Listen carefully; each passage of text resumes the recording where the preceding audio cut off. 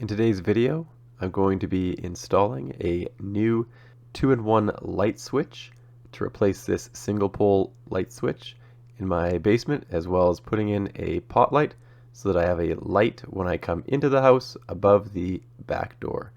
As you can see, there's not enough room to put a second single pole switch, so this is what I got. It's a Leviton switch that I picked up at Lowe's so that I can operate two lights at once from one location in a small device box. Before I get into the light switch itself, I'll just show you how I hung the recessed lighting, which I also picked up at Lowe's. Because I'm using furring channel, I had to install the recessed lighting slightly lower than I normally would, about an inch lower. To achieve this, I just used a board across the furring channel, and then I used two bar clamps to hold it in place, and then slid the metal rails into position so that they were sitting on the wood just as they will sit on the drywall once it's installed. So that's how I achieved about an inch or so lower standoff with the light without any difficulty.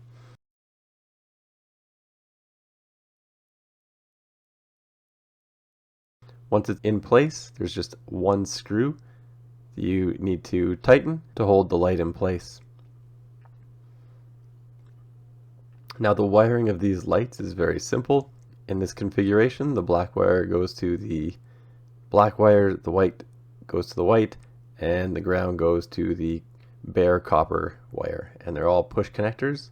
All goes in very simply.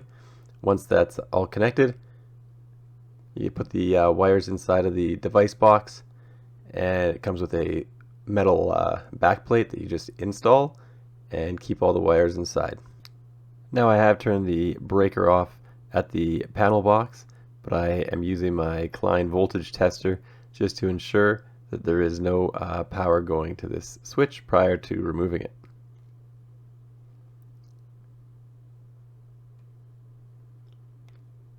So you can see the new light fixture with the cable running down through the wall and into the device box. There's the cord that goes to the exterior light.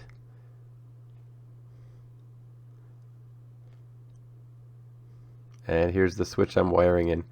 So there's a small fuse that you can take out if you want to operate this with two hot wires. Because I'm just operating this with one hot wire, I'm going to keep the fuse in there. And that is the common terminal. So the hot wire goes to the common.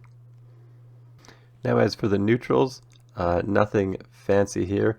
All the neutrals get tied together and moretted off inside the box. So that's the white wire going to the recessed light, the exterior light, as well as the white wire going back to the panel. For the load wires, I'm installing the top one to the light above the door, and the bottom one to the exterior light. So now you can see there's the hot wire coming into the common terminal. The top black wire is a load wire going to the new recessed light, and the lower black goes to the exterior, and the ground wires are all tied off to the back of the box, and the white neutral wires are all joined together and connected with a moret. Now I'm going to test these out with the circuit breaker on. So there's the top switch and the bottom switch, now both fully functional and operating the lights. So the last thing we're going to do is screw the switch in place, and then I'm going to use this red tuck tape to tape off the cut plastic. Overall, I found installing this switch very easy, and I'm quite happy that I now have a light above my door, so when I come in I can turn it on and have light in the house. Anyway, thanks for checking out my video, and don't forget to like and subscribe.